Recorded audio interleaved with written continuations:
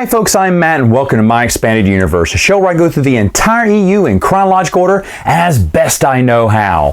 Folks, we are ripping through the Legacy Volume 2 series, and I'm just taking these 5 issues at a time. So today we're going to comment about issues 11 and 15, written by Corinna Beckno and Gabriel Hardman. Now, in this 5-part story arc, Anya gets betrayed and kidnapped. Oh no! And to make matters worse, she is also framed for a crime that she did not commit. Man, things are not going well for her, right? Well, don't worry. I got to give spoilers because there's more issues to come. She's going to get out of it. She's going to get freed. It's actually a really good story. At first you're thinking, oh no, they went the kidnap route. And I say that because if you've read Bantam, if you grew up reading Bantam like I did, when you think a kidnap story, you go, oh, you just roll your eyes, right? Like, we've seen this. Everyone's been kidnapped, you know, the old kidnap and rescue story. It's not bad. I actually like this story. It's a fine kidnapping story and a fine rescue that we get to read about too. Anya gets some of her past history revealed, and the whole thing is enjoyable from, you know, all 5 issues. The 5-issue story arc is enjoyable. Now, the other friend of Anya in her little get-along game is Jao, I don't know how to pronounce his first name, Jao Assam. He is an Imperial Knight in the Order, younger knight. He was there in the first story arc, and he's followed with Anya Solo in the gang ever since then. And they give him some interesting story arcs, okay? First off, he kind of starts to have a connection to Darth Red. They encounter each other. Darth Red thinks, hey, I may have found a companion here, because Darth Red wants to establish the rule of 2 now, not the multiple Sith as one. He wants to go back to the old days, the rule of 2. He's kind of like the new and improved Darth Bane in a way. And so maybe it's him and Asan, you know, just Assam, you know, teaming up against the galaxy.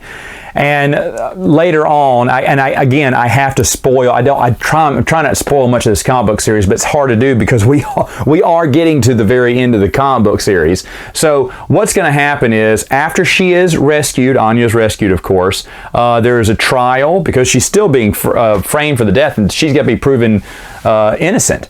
And so Jao is the one who proves her innocence. He's the one that returns with the proof. There's a bounty hunter who set her up, and he has the proof for all this, and so she's freed.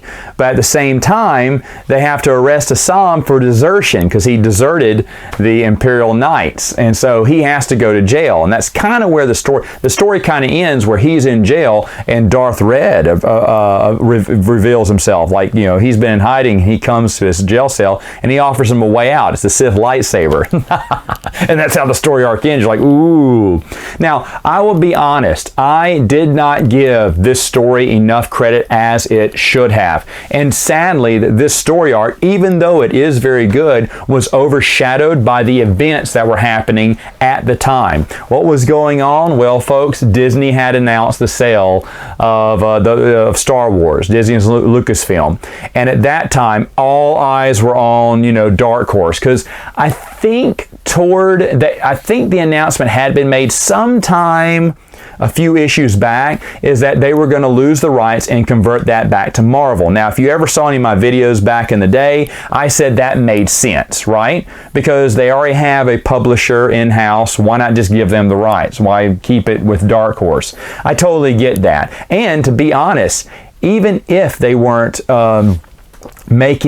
let's say they were continuing the Legend storyline, I still would have been for that. I felt that Dark Horse had held on to the rights for a very long time, and some, not all of their stories, but some of their stories, especially all those Darth Vader miniseries, they were kind of going dry. Their creative well was going dry. They only had a few good ideas going on all the time, and Legacy was one of them.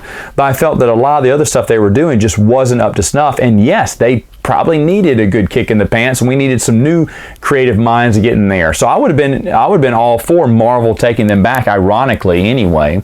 But at this point, we knew the end was coming for Dark Horse, and I think everyone was just waiting to see how they're going to wrap things up. I know I was. I am guilty of that. The whole time I'm going, why aren't they doing anything to wrap these stories up? Why is this taking so long? Why is this important? Why are they wasting precious issues telling about this, slightly mediocre story? And they weren't. They weren't.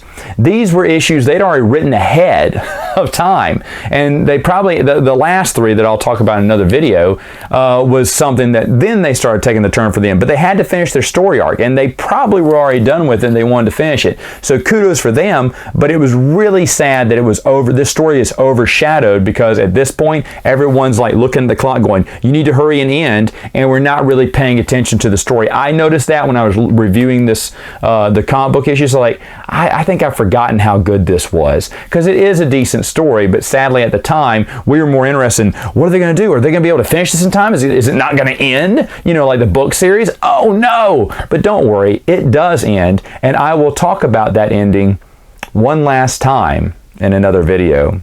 See you then.